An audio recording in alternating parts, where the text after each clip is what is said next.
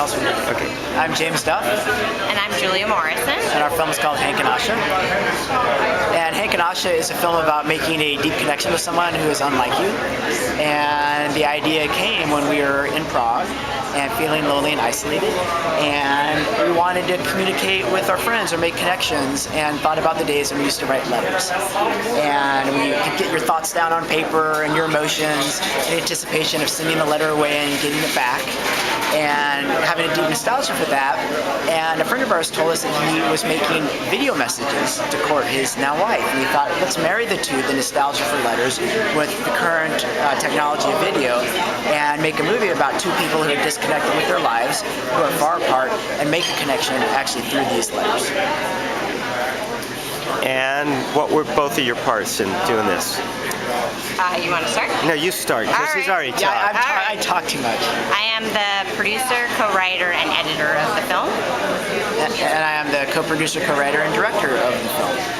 And we're also married.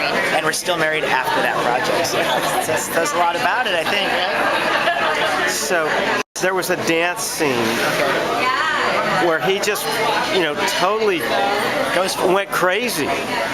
So how did you do that? Was that all? Well, so the dance scene is in the script, and I was dreading the day because I thought, oh God, how am I going to teach this guy to dance? Because I can't dance. So Andrew's wife actually is a choreographer, and he went home and just said, trust me.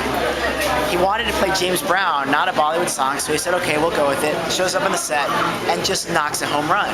And we said, okay, let's just shoot it. Did it like in a couple takes. So what you see was done basically no effort on our part, all effort on Andrew's part, and he just absolutely went for it. But then, of course, we had to find a Bollywood song to match his movements. So we worked with a music supervisor in LA who helped us comb the world of Bollywood music, trying to find a song that would also match his movements, right? So all of the little beats and timing had to be right, and so that was a big needle in a haystack project. And she finally finds the song that's perfect, and we're like, all right, we'll take it. And then she goes to find out about licensing it, and it turns out to be this super big hit in India, and they wanted $50,000 for us to license the song. So that was half your budget. More than our budget. More than our whole budget. So then at that point we realized we needed to call in a composer who could compose something specifically just for that, 50 seconds or whatever. Thank God.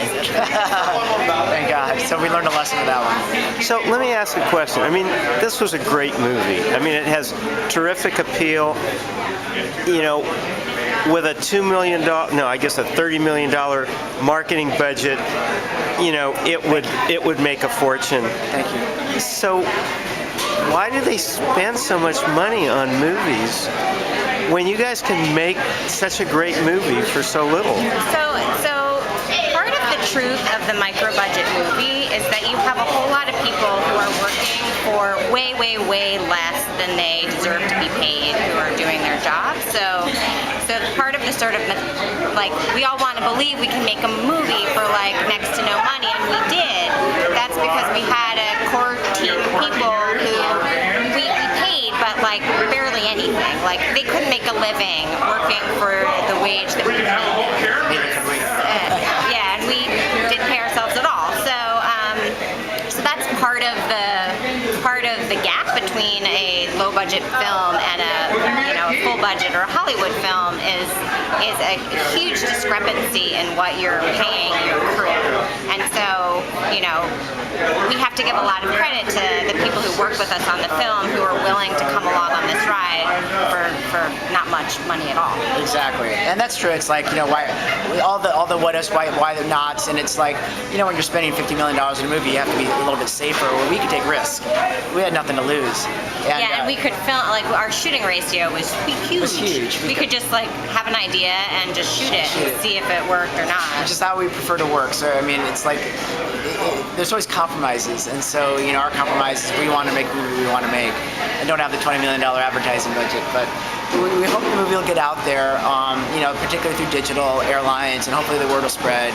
and hopefully people get to see our movie that way. And it's a movie that you can see on the small screen. You know, it doesn't really matter. There's no effects, and so we're hoping. Well, it should that, be in a small screen. Yeah, well, yeah, It's appropriate. It's appropriate. It should be on your computer. It's appropriate for that because that's what it's about, and so hopefully that will catch on, and people will want to see it. And we also believe people want to see hopeful movies and movies that give them something positive to think about and think about in their lives. And so we're hoping that will come across. It's going to play again, right? Yes. Tuesday at 6:30 at the small.